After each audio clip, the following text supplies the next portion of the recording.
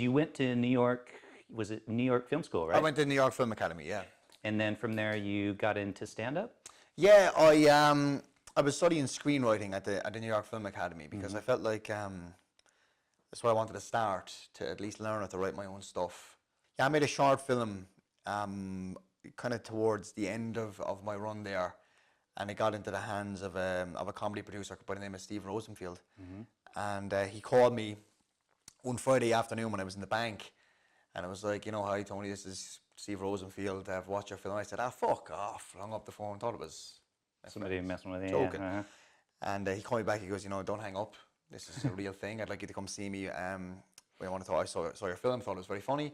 So I went down and he said, you know, did you ever think about doing stand-up? And I said, yeah, I'd love to do stand-up, but I don't know how to write a set or write for that type of an audience. Yeah. And he said, I'll teach you. And that's where I started, really. How did he see your film? Was it in a festival? Or? No, it wasn't. No, we were all charged with making a film for class, writing it and directing it ourselves. And everybody was trying to make these avant-garde style, very studenty films, and it just didn't interest me to do that. Even back then, I was more interested in story and the humor you could get from stuff like that. And I made a tongue-in-cheek, very Hurler-esque actually, mockumentary about an Irish singer coming to America. It was a spoof, and it was a kind of a farce type of a movie. But there was a guy in the class, showed it to Steve, and it just went from there. Great. Coincidence.